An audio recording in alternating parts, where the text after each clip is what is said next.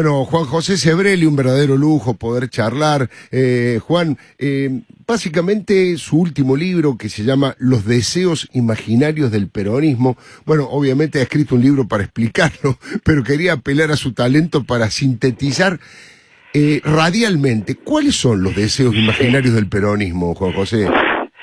Bueno, hay un epígrafe ahí de donde yo saqué el título, que es una frase de Adorno sobre los deseos imaginarios del fascismo, y donde incluso llega a hacer una alusión, Adorno, ya desde Europa, a que los movimientos tercermundistas de hoy tienen similitudes con aquel fascismo, y que el fascismo en última instancia también estaba en contra de los capitalismos occidentales y democráticos, que se los llamaba, entonces le decía Mussolini, hablaba de las plutocracias, claro. Una palabra que hoy Perón no emplea porque no es agradable en castellano, pero es lo mismo, es el imperialismo inglés y claro, yanqui en contra del fascismo, y eso es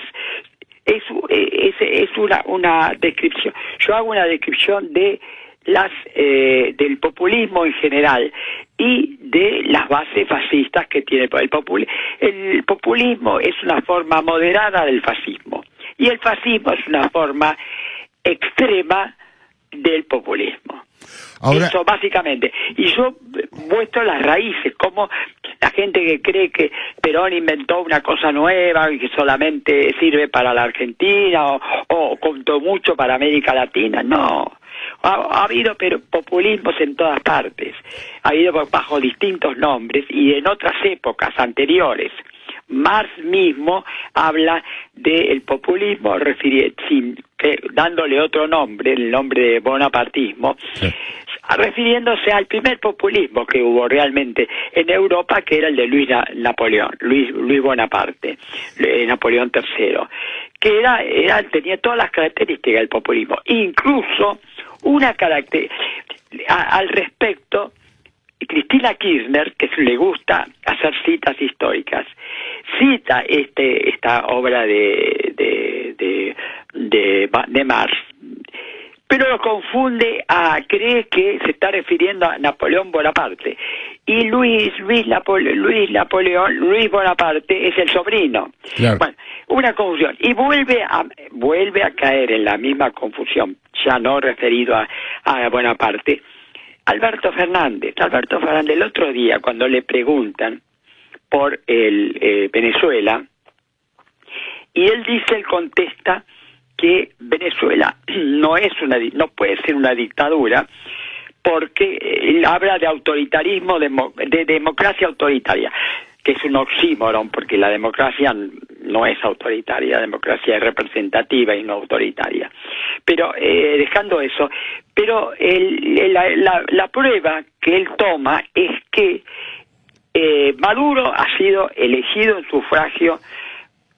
sufragio democrático. Sí. Y eso es una condición necesaria, pero no suficiente para hablar de una democracia, porque justamente, y volviendo a Napoleón III, fue la primera vez que los franceses votaron sufragio universal masculino, sí, y votaron por Luis Napoleón, que terminó convertido en un dictador con muchas características populistas, porque era un dictador apoyado por las masas. Fundamentalmente lo votaron los campesinos y lo votaron los obreros, y él hizo una cierta política de asistencia social para mantener esas masas adictas. A tal punto está equivocado, y no tiene el populismo puede ser perfectamente democráticamente elegido. Y otro ejemplo más cercano a nuestra época, siglo XX, él dicta, ahora ya no es bonapartismo, es fascismo, nazismo. El dictador más grande que hubo en el siglo XX, no hay lugar a duda, Hitler. Hitler fue elegido por sufragio universal, lo eligió el 80% de los alemanes. Eso hay que acordárselo bien. Seguro. Ahora, empezó su carrera con diputados en el Congreso, o en el Parlamento, no sé cómo se llama, y finalmente él fue elegido, cuando ya estuvo en el poder, después, bueno, suprimió el sufragio universal y se quedó hasta su muerte. Por supuesto. Es decir, que es un error de Fernández, un error historiográfico, que revela primero que es partidario que defiende a Maduro, ¿no? Lo cual ya es un error bastante grave. Y segundo, que quiere disimularlo con una calificación equivocada. Ahora, Juan José Sebrelli, comprendo obviamente el análisis que hace usted, es realmente interesante, como siempre, provocador desde el punto de vista intelectual, que es una de las grandes tareas que tienen los intelectuales. Ahora, yendo a la cosa más concreta, ¿usted cree que Cristina Fernández de Kirchner o Alberto Fernández tienen sesgos de este nivel de populismo al extremo que usted lleva, o es un populismo más moderado? Pregunto porque, bueno, no se han registrado ningún tipo de crímenes, más allá de que han perseguido a muchísima gente, han tenido niveles altísimo autoritarismo, de hipercorrupción. Bueno, el crimen, en cierto modo, el del fiscal Nisman. Sí. Pero bueno, sí, efectivamente, yo lo llamaría un fascismo, y en el libro digo un fascismo moderado, ¿sabe? Lo más parecido que hubo a Perón fue Mussolini antes del pacto con Hitler. Mussolini tampoco mataba, no era un gobierno sanguinario. Ni siquiera metía en la a los opositores, los mandaba a una provincia lejana donde no tuvieran contacto con nadie. Eso era. Claro, los desterraba. Exacto, los desterraba en la propia tierra, en realidad, sí. Los desterraba en el propio Italia. A tal punto era suave, ¿no? Era suave. Y Perón, por otra parte, no soy yo el que dice que Perón era fascista. El propio Perón, en los reportes, mientras gobernaba nunca, porque el fascismo acababa de ser derrotado el fascismo, entonces no, él lo negaba. Pero después ya en el exilio, cuando yo no tenía ningún compromiso, lo ha dicho en reportajes muy famosos, creo que en el de Tomás Eloy Martínez lo dice, sí. Que él hizo sus estudios políticos los hizo en Milán, en un seminario que daban los fascistas, obviamente, y después lo dice en dos folletos que escribió también en el exilio, Latinoamérica ahora o nunca, y la hora de los pueblos. Juan José Sebrelli, usted fue recibido por el presidente Macri en su momento. Sí. La pregunta es, ¿por qué cree que perdió el presidente de la Nación? ¿Por qué cree? Por supuesto que todavía las elecciones, las auténticas elecciones para decidir no han sido, pero las PASO hacía una diferencia muy grande. ¿Qué errores cometió o cuál fue el motivo por el que ha sido derrotado Cambiemos? Bueno, yo se lo dije directamente. El error total que cometió fue el primer discurso que dio ya en el poder, cuando asumió en el Congreso, y que dio un discurso esperanzador, que todo era fácil, que se iba a arreglar muy rápido y demás. Y lo que tendría que haber dicho es: estamos en un país quebrado, completamente quebrado, y va a resultar largo y difícil salir de esta situación. Hubiera dicho la verdad. Incluso le recordé la famosa frase de Mussolini, la famosa frase de Churchill. Claro. Es decir, solo les prometo sudor y lágrimas, claro, y la victoria al final. Claro. Eso es lo que podría haber dicho. Ahora estamos en el sudor y las lágrimas, pero ya es tarde para decirlo. Claro. ¿No? Yo creo básicamente, por la parte económica. En la parte política creo que fue un gobierno excelente.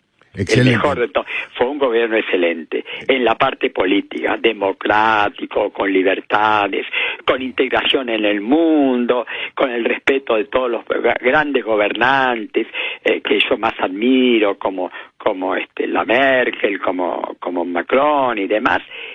Excelente. En la parte económica un fracaso total.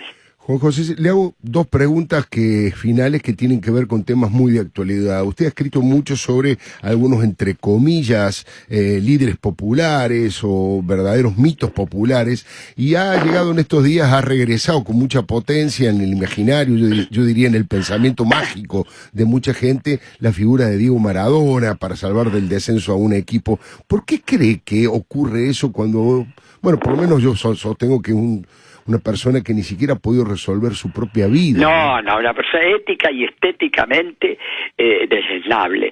Pero bueno, va a seguir, aunque es un frase demostrado que como dirigente deportivo es un fracaso, y podrá volver a hacerlo ahora, por supuesto.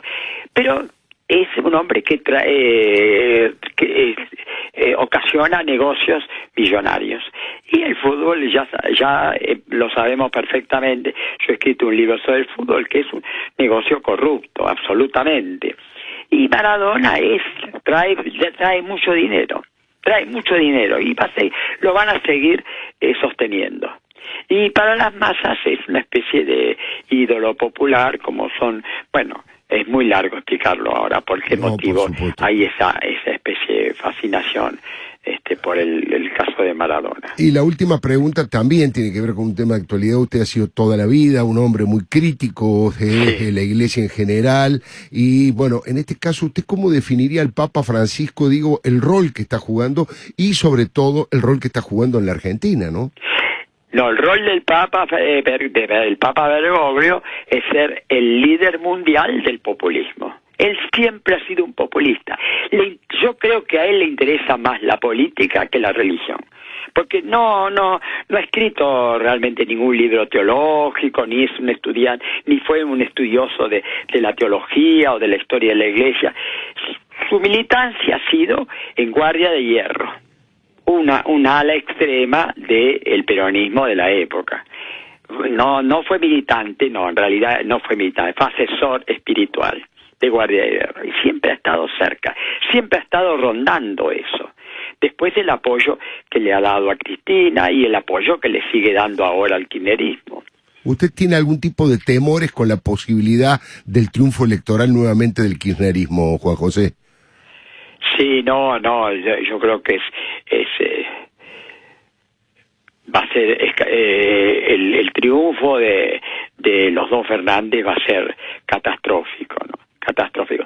Pero no se puede, yo no puedo hacer pronósticos, no creo en los pronósticos, no creo en los pronósticos, y menos en una situación tan confusa como la actual, donde no se sabe qué va a ser el que supuestamente va a ganar, que es el kirchnerismo, supuestamente. Sí. No se sabe, porque si lo oímos a Grabois, dice una cosa, que Grabois es el mentor, está apoyado por Bergoglio. Claro. Y si lo oímos a Fernando, a Alberto Fernández, es otra cosa. Y Cristina no habla lo menos posible, pero dentro de lo que dice, si leemos su libro, su autobiografía, sigue siendo una populista extrema, indudablemente. Juan José Sebrelli, como siempre, un verdadero gusto conversar y muchísimas gracias por habernos atendido. Muchas gracias por haberme invitado. Que ande muy bien. Hasta pronto. Juan José Sebrelli, a propósito de la aparición reciente de su último libro, Los deseos imaginarios del peronismo.